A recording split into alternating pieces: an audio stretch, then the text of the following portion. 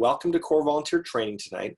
Tonight we're going to be dealing with two topics, one of which is how we empower our volunteers, looking at the setup, the structure, the systems, the ways that you can get involved after all of these lessons. And then we're actually going to dive into a much more integrated discussion of how we can become better communicators and what are some tools and techniques that folks that are very good at this practice use that we can borrow from as well. So I'm actually going to start by introducing Dr. Dave Folland, and I'll let him speak for himself. Dave's been volunteering with CCL for over 7 years as well. He's one of the Salt Lake City CCL chapter co-leads and is also a delegate on the Effective Communication Action Team. Review of the learning goals. So we've got two big things that we're going to talk about tonight. The first of which, we really hope after everyone's on the call tonight that they're able to find avenues for local participation that harnesses your talent and the areas that you have that you're interested in effectively. So we're going to walk through that first. And then the second thing that we're really hoping to target is helping attendees demonstrate communication principles in the field. So what you learned tonight, how can we actually apply that in our own conversations, not just with members of Congress, but with family members, community leaders, you name it, and engaging in specific practices of reflective listening, open-ended questions, and really returning to that base of common ground with the language and the words that we choose. So without further ado, here's the quick run through for our agenda. I'm going to talk more about our frame. We like to think of ourselves as a transformational organization. What does that actually look like as a new volunteer getting involved? I'm going to basically go from there to talking about how we try to empower our volunteers. And then we'll open it up for a little Q&A, probably about 5 minutes or so. Tonight's a bit different. We're combining two different topics just because both of them aren't quite a full lesson of themselves. Then we're going to pivot to talking more about principles of effective communication. We had our conservative director and our senior outreach liaison talking about this from the left and the right last call. We're actually going to be talking more generally tonight with some techniques and approaches we've mentioned. We'll have more time for Q&A, and then we'll close with a partner activity. But for now, what I'll do is just start with this quote. It's by one of our advisory board members, Dr. Hari Hahn, and I think it really gets to the heart of what CCL is trying to do. And it says this: movements work by transforming what people think is possible. That's what we're the business for, and that's what you're helping us do each and every day. And I think that our work, if it's effective, really helps others around us in our own communities reimagine what they think might be possible with Congress, with federal government action on one of the most critical issues of our time. So what I'll jump into real quick is just this idea that Dr. Hahn proposes, essentially called the pyramid of engagement. And this isn't a new technique. She's revamped it from other organizing schools throughout the years. She's a political scientist and sociologist by trade, but folks have been using something similar to this for many years, since even well before the 60s movements really that got into organizing theory at first. And I'll just say this as well, if people have questions as we go through this, I'm going to go quickly, but feel free to put them in the chat box already. I'd love to make sure to be able to address things as we get to them. But what you're seeing here is essentially this idea that's pretty basic, right? People join an organization and they start at the bottom, and then they start kind of becoming more involved. And as their agency or involvement is cultivated, they move from just joining to being more of a task performer to actually taking on more responsibility with roles, and then eventually leading to themselves to having an actual commitment to leadership and an outcome that way. And essentially, the big thing that Dr. Hahn reminds us, and I think we all can identify with this, in order to be effective as an organization in your own chapters, you need to feel two things. You need to feel confident or competent, and you also need to have autonomy. And so we hope that as an organization, we're providing both of those for you. And that's really, I think, the goal of some of these trainings, right? Is to not only give you the knowledge and the skills and the confidence to feel like what you're doing is actually effective or, is in the right spirit, but that you're also being supported to make mistakes, to learn, to try out your own ideas. This isn't something that we only have one right way of approaching, right? You have just as much right to kind of take the information you're presented and put it on your own, kind of try it on for size and see if it fits and really identify your own approach to using it. So that's one of the big things that I wanted to emphasize, and I hope that after tonight, in your own chapters, you feel cultivated both in your sense of competence and autonomy. And if you have feedback on how these lessons can do both of those a bit more effectively, please let us know too. The next thing that I'll just say is the power of doing things together. So social scientists tell us that, research over and over again demonstrates that we might feel like we're more effective if we can crank out something on our own, but people are in it for the long haul or much more engaged over time when they work together.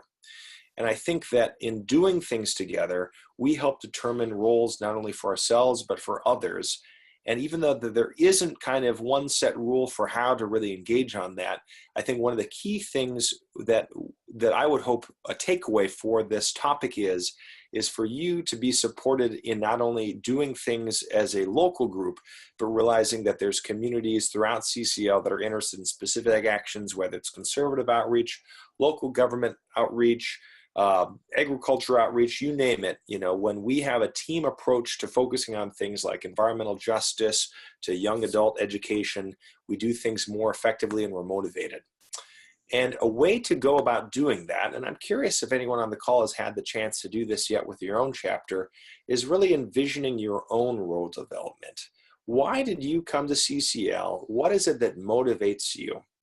And so what I'd like to invite everyone to do tonight is just reflect on a couple of these questions. You can take out a piece of paper right now if you want. You can just do this internally in your own head, but ask yourself these questions and start really mulling about some of the answers. The first of which is this: what motivates you? What brought you here? And where and what would you like to contribute? And how would you like to measure that achievement in your contributions with CCL? The next thing is, so envisioning what that is, what is your contribution? What would you think are your measurable next steps? What do you think, how would you know that you achieved that? What would the short-term and the long-term goal for that be? And how can we as a larger, organization or your own local chapter help give you that support to get there? Now, for those of you that have been on a lot of these calls, I know that this is reminding you, I think, of a lot of the language you use in the partner group activity. But this applies to any of these roles that you're thinking of. And what I'd like to just have us do as a quick activity, and you can again think about this and do it later, is just a simple format that we often really empower our new volunteers to think of in their own chapter development. And that is this. There's three little outcomes. One is your title.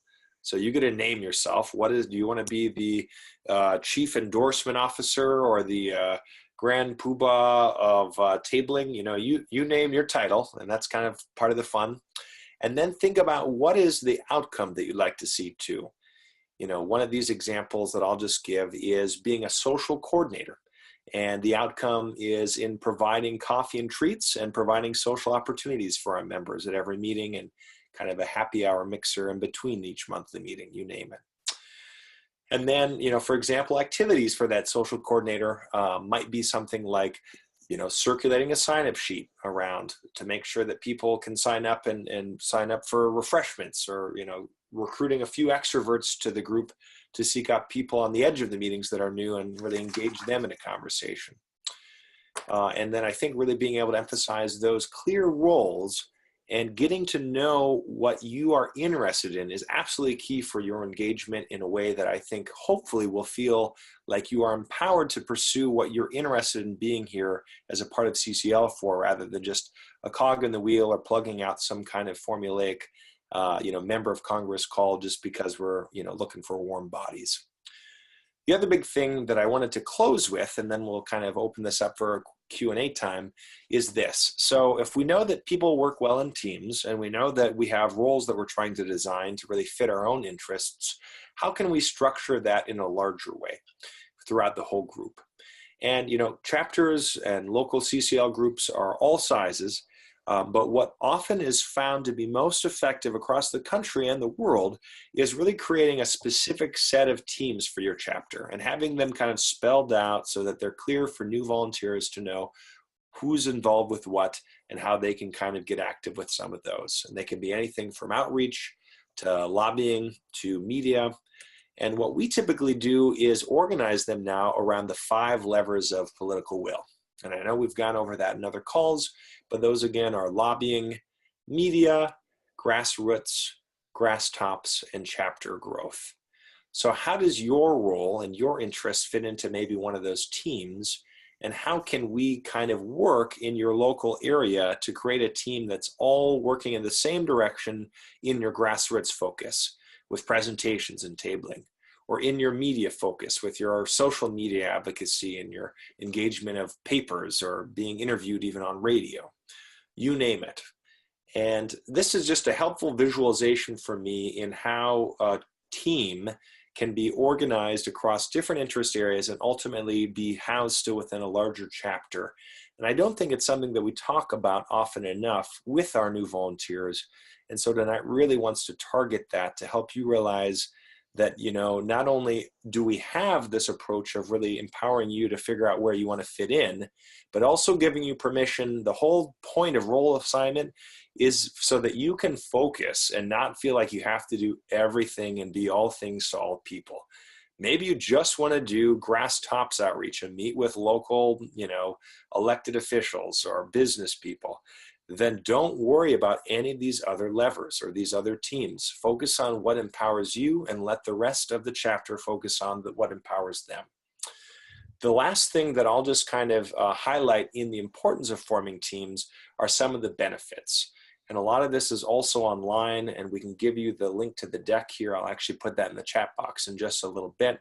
But teams clearly are beneficial because not only do they have more support socially and have a more inclusive spirit, they also provide each of us an investment, a skin in the game for why we're involved with CCL groups, as well as stability. You know, maybe you have a family emergency or somebody else has to leave for a vacation for a month.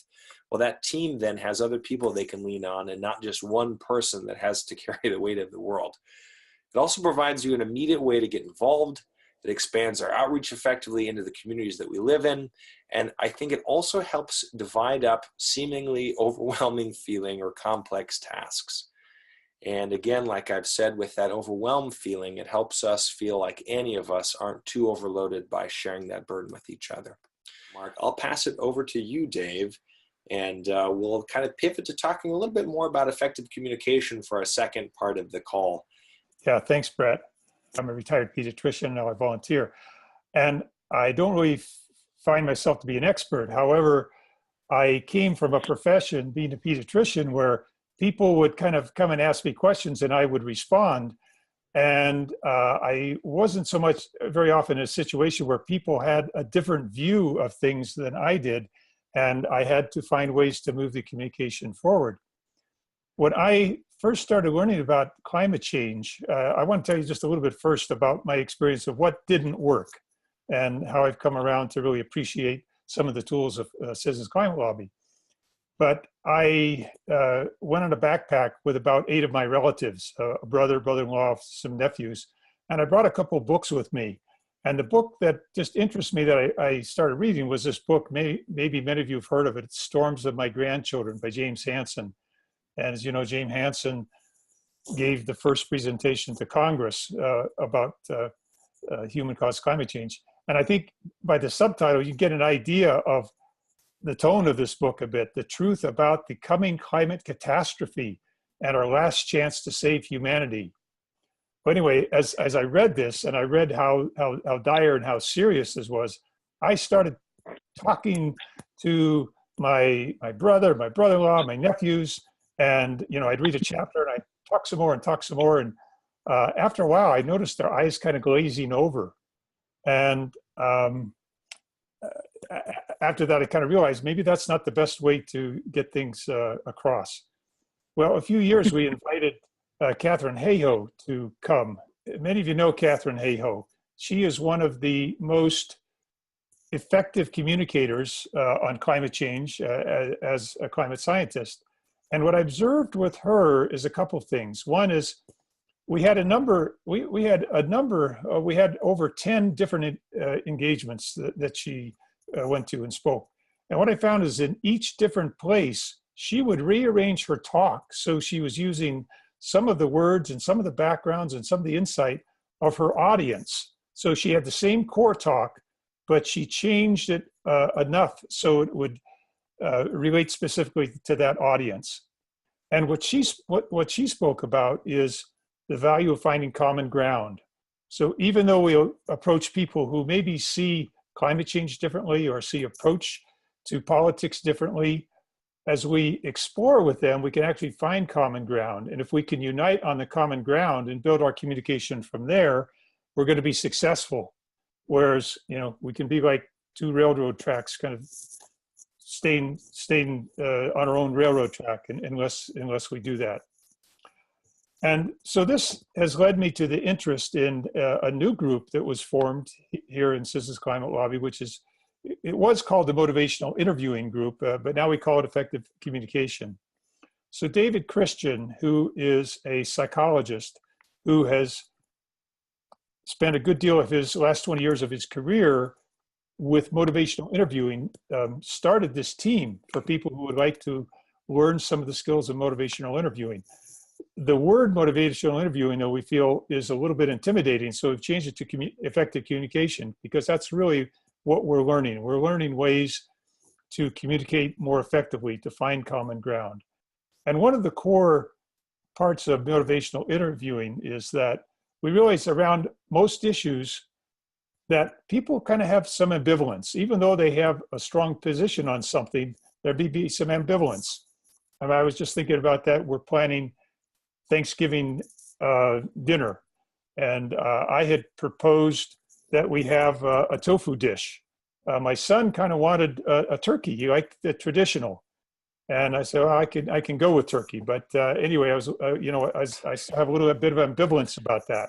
So many things there is some ambivalence. So anyway, the motivational interviewing kind of leads us to recognize that ambivalence, find the common ground, and find kind of a way to move forward. And the core of this actually developed from psychology, where they were dealing with people with addictions, and found there was a Dr. Miller who actually studied why certain therapists were so effective. And he basically found that most of these therapists were approaching their people in a way that is similar to what has come out to be motivational interviewing. And so even though it has its roots with helping patients change, Dave Christian tells us it's been used now in a whole variety of settings. And I think it certainly lends itself well to what we're doing. So what I'm going to do tonight is I want to just give you a couple of things that I've learned from motivational interviewing. And if this piques your interest, then we're going to give you some resources to get more involved. But way before we talked about motivational interviewing in CCL, we said this: when we go reach out to a person, we really need to approach them with respect, appreciation, and gratitude. And as we start our meetings, we start with appreciations. And Dave Christian helped me understand why that's so important. We really pick up so much from our intuition. There is quite a bit, there's a small amount actually that's communicated by the specific words, but our appearance, our intonation, our body language, all those things communicate on an intuitive level. What this process is called is emotional leakage. And again, we all do this. We kind of pick up on what other people, where they're coming from, whether they like us, whether they don't, through this emotional leakage. So in motivational interviewing, we approach the person that we're talking to as really a partner. We want to engage them as a partner rather than seeing them as somebody apart from us. And as we then think about developing this partnership, we're able to engage in really positive ways. One example that I can think back is Senator Mike Lee's aide, Robert Axon. And Senator Mike Lee is a Tea Party conservative, very, very strong Republican right wing. But I got to know his aide, and I really got to like this aide very, very well. And I liked the way he talked. He was always very engaging. And in fact, not too long ago, he invited me and one of my other volunteers here to have lunch with him. We spent an hour and 15 minutes talking with him, it was pretty exceptional. And anyway, with my work, I realized that, hey, we have different he and I have different opinions about a number of things, but I really like him on a personal basis. And if we can gain that appreciation, that really sets the groundwork for being able to move the next step and find common ground and move forward in our communications. So I want to tell you now about just some basic approach that we've learned in motivational interviewing, and have you actually think about this and practice this, realizing in this brief discussion this evening, you're not going to be able to develop it in detail. And in fact, I have found even with the more extensive training, I'm still working on these. But this is this, as we're approaching people, rather than trying to telling them our agenda, we're going to be asking them, we're going to be engaging around these core skills called OARS, O-A-R-S, to try to find common ground. So one is open-ended questions. The next is affirmations. Then the third is reflectively listen. And the last is to summarize. And I want to go in just a little bit detail of open-ended questions and reflectively listen. And we'll have a little opportunity to practice this today. And again, just give you a little flavor of what, of what this is about. You may be familiar with this, but contrast these two questions. This question's, will you support carbon fee and dividend legislation? Yes or no? It doesn't really lead to any discussion. But try this one. How much do you know about our bill? Again, there's not a yes or no answer. So Dave Christian has taught us these 6 W words to keep in mind as we're trying to come up with open-ended questions. And those are who, what, when, where, why, and how. So if we lead with a question with one of these W words, we're going to be more likely to be getting into a discussion, learning where they're coming from, so we're developing that common ground, rather than just leading on our own agenda. So here's a few others that I'll just could throw out to think about. It says, what do you find desirable about carbon fee and dividend? What do you like about revenue neutral solutions like carbon fee and dividend? What parts of carbon fee and dividend would you be able to support? So anyway, this gives you maybe kind of a little bit of idea of what we're trying to achieve as we're asking open-ended questions. The other area I'd like to tell you a little bit more about is reflective listening. And with reflective listening, we're actually reflecting back what we're hearing. It may be the words we're hearing, but it may be the feelings, the intuition we're picking up, both the pros and cons. And these may be things they state, maybe things that they implied. But here's a couple of examples that would relate to reflective listening. What I hear you saying is that you don't really trust the federal government to return all the revenues to households. And as I just put that back to them, then they can kind of respond to say, hey, did I hear them right? And by reflecting it back, it communicates that we're hearing what they said, but also gives them the opportunity to clarify it. Here's another possibility.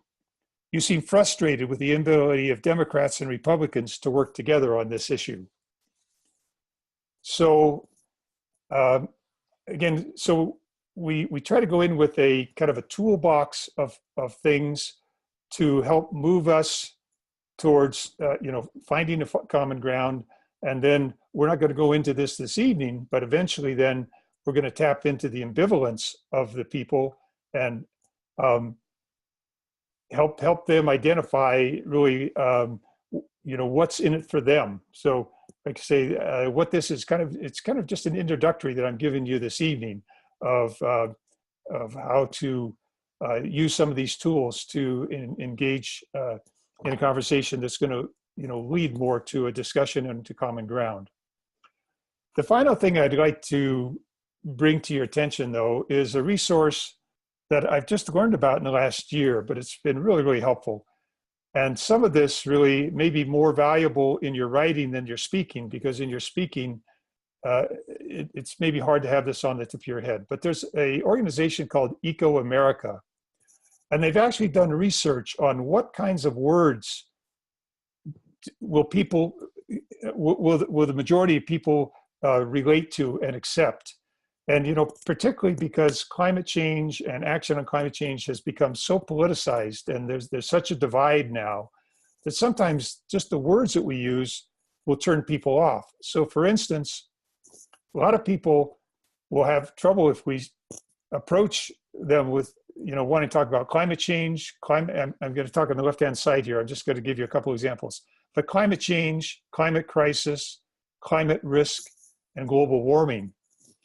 But by using damage to the climate, that is something that kind of implies something we can do about it, and something that we've created. And again, it gets away a little bit from that reflex that some people have when they hear the words climate change. Now, I'm not saying we shouldn't bring up these at all, but I'm saying till we know where somebody's coming from, we are more likely to be able to have a productive conversation by leading with that. So for instance, I was thinking about my elevators, two sentences. When people say, well, what are you doing? What are you doing in your retirement? What are you involved in? And I say something like this. I volunteer for a nonpartisan organization called Citizens Climate Lobby. We're bringing Democrats and Republicans together to find solutions to reduce, to speed the transition to clean energy and reduce our damage to the climate. Then as I get into a conversation, hopefully, I may find that this is a person that can deal with the words climate change, but I don't lead with those words. Let me just read the second one because it'll give you an idea. We often talk about mitigating climate change or stopping or slowing down climate change. And indeed, those are, reasonable things to talk about, but they're suggesting some other words that are actually better accepted. And those are these: create healthy and safe communities, or protect our families and children's health. So by using those words, again, their studies have shown that these are words that are really better accepted. So if you're interested in this, I encourage you to look up Eco-American. We'll give you a way to reach that. And if you go onto the website, you'll actually find that there's 5 different types of groups of people that sometimes different words can make a difference to. So one is kind of for the general community, but they also have some specific teaching around health, faith, business, and then young adults or higher education. So this is a resource I'd encourage you to think about, particularly if you're writing, but also as you're thinking about the words you're using as you talk to people. So I think, Brett, let's go on. I think we're going to talk now just about how to connect with these resources if people want to get involved a bit more. I mentioned the Effective Communication Action Team. So if you go into community and here we have, it's under Connect. I think it's under, Action Teams directory, and then you see Action Teams. Then on the right-hand side, you'll see skill building support. There's the team Effective Communication. And right now we have monthly Zoom meetings, almost monthly. And again, you can sign up for these here. You can join the group. You can sign up for this. I'm thinking if this has piqued your interest and you're thinking, gee, I wonder if I want to get in this, I would encourage you to watch the Introduction to Motivational Interviewing. So this is in that second paragraph, Introduction to Motivational Interviewing. Dave Christian takes an hour and gives a broad overview. It's a great resource. If you are a returner to core volunteer training, you'll be familiar with our partner action plans. We normally use this link. It's a short link that we kind of set up our kind of discussion with, but tonight we actually won't be using that. And again, we actually already talked about this too as well earlier in the call. The whole reason why we do this third leg of our training for core volunteer training is because of social science research highlighting not only the importance of having people be immediately engaged in the work and having something that set a specific and measurable short-term goal, but giving that support system. I mean, we do things well because we have people around us that are encouraging us along the way and that we can fall back on. And so let's provide that with each other tonight to actually put this to use. And here's the breakout activity that Dave is going to walk us through before we get into partner groups. Okay, and as introduction, let me say that in the role play, okay, we're going to practice a couple of things that we talked about today, and I'll review a couple of those so they're fresh on your mind. But as you start your breakout session, just share your name and background, and then we'd like each of you to think of a real-world situation where you're working with somebody with a different opinion. And it doesn't even have to be about carbon fee and dividend or climate. It could even be something from your personal life, but where they have had a different opinion. And then your partner is going to role play that individual. So we'd like you to start a conversation, and then we'd like you to practice here the open-ended questions and reflective listening as you engage. So remember, with open-ended questions, those are those 6 W's. And if you can't remember all the 6 W's, think of a W word: the what, how, why. So see if you can lead with some of those questions. And then as they're talking, if you can bring in that reflective listening as you engage the conversation. What I hear you saying is what it seems to me. So in this, then, we're going to give each of you 3 minutes, and then we're going to switch and then have 3 more minutes. And then let us close by definitely just emphasizing a gratitude for David's time tonight. So if you're looking for where to find core volunteer training lessons, they're all available here on the Learning Page home website, either by clicking on the recording or up here on the left. And you can also find out more if you'd like to talk to Dave or myself. Here's our emails. That's just dsfolland@gmail.com or brett@citizensclimatelobby.org. But the biggest thing that I'd like to is just thanking all of you for your time. It's the Thanksgiving weekend. You've given a whole evening to really jumping into this. We hope that you found what you were looking for. We're always open to feedback, and we really appreciate everyone's time tonight.